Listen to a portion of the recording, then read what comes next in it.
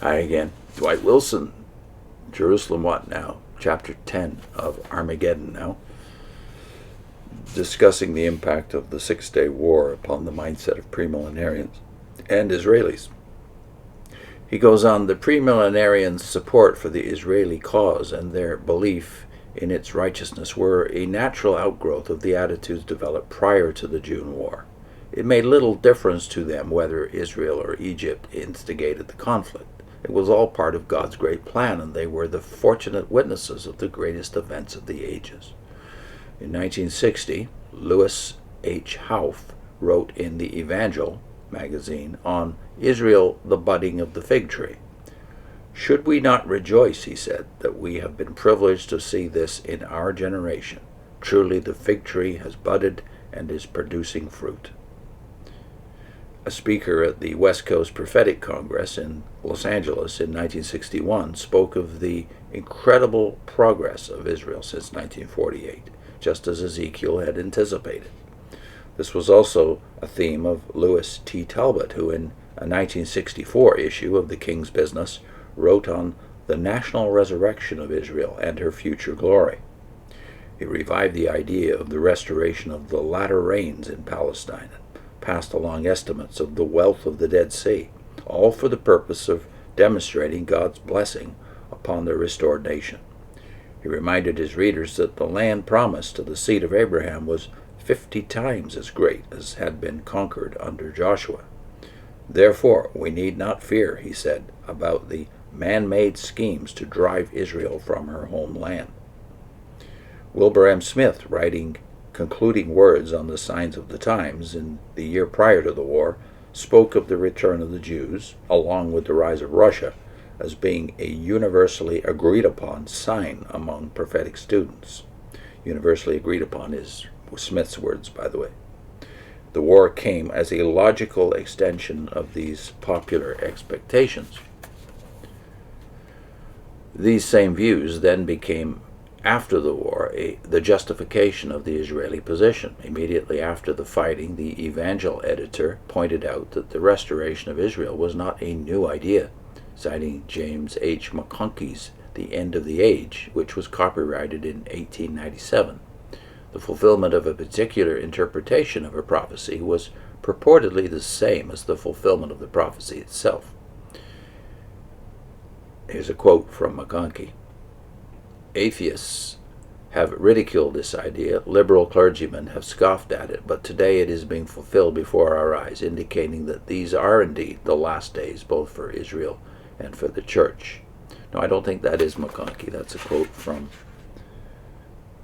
the modern writer on McConkey's prediction about this in 1897.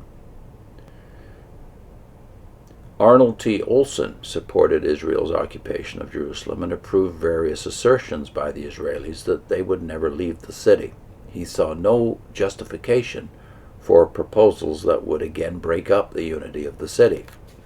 In 1973, a Christian Life article directly asserted that the reason Israel would not give up the Golan Heights or the Sinai Peninsula was that God had promised all that territory to the Jews, and went further to say that as yet the Israelite only has his foot in the door in the Middle East. That's a direct quote. The Evangel, on the occasion of the 1974 Geneva Conference on the disengagement of troops in the Golan Heights, recalled that God's program had been announced thousands of years before, when he said that the land of Canaan would be given to Jacob and his descendants. Obviously, his uncle Ishmael's children were to be left out.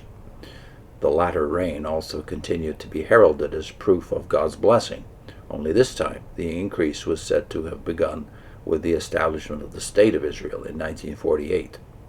Actually, average rainfall in the decade of the 1950s was next to the lowest on record. Although support of the Israeli position was widespread among premillenarians after the war, it was not unanimous, and even some of the supporters were selective in their approval. Some found themselves in an ambivalent position.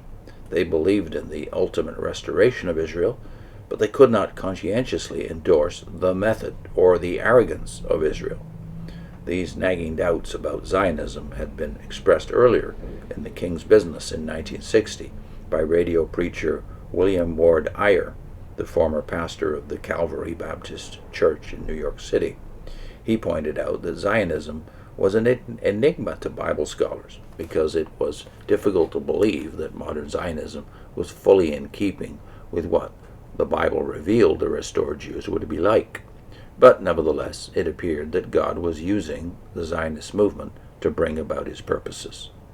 When Israeli territory was tripled by the 1967 conquest, people with these kind of doubts found their misgivings greatly reinforced.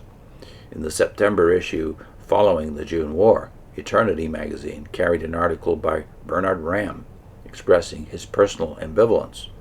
On the basis of Romans 11, he believed that there was a great future ahead for the Jews, but it was not clear to him what political pattern that future would take. He said, "I can only express my own way of understanding this question. First, no Christian is wise enough nor learned enough to be able to say that this hour or these events are the prophetic hours and events. We must emphatically say that times and seasons are in God's hands, not ours." So Acts 1:7. Second, these promises yet awaiting fulfillment will be fulfilled in God's way and in God's time, and therefore I myself may not use such promises to form present political theory. Bernard Ramm, by the way, is one of the most thought-provoking and I would say well-balanced evangelicals of that generation, and wrote many very useful books. So anything you can find by him, seek it out. On the first anniversary of the war, Moody's President Culbertson expressed the view in Christianity Today that although he expected the return of the Jews according to prophecy, he was not ready to defend every last action taken by the Israelis. Even such a staunch pro-Israeli as Arnold T. Olson admitted that some Christians were apt to be so enthusiastic about the rebirth of Israel that they were blind to the injustices inflicted upon the Arabs by the Jews.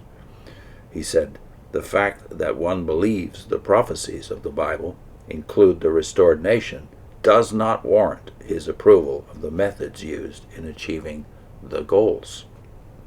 Still more to come on does the 1967 war end the Gentile times.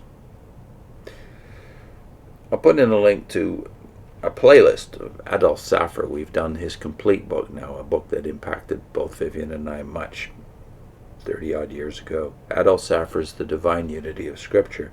This particular video is on, the video we put with the playlist on your screen will be the Gentile Times Miracle, the miracle of Israel's preservation for over 2,000 years despite their unbelief. Why? Because they will one day look upon him whom they pierced. See you next time.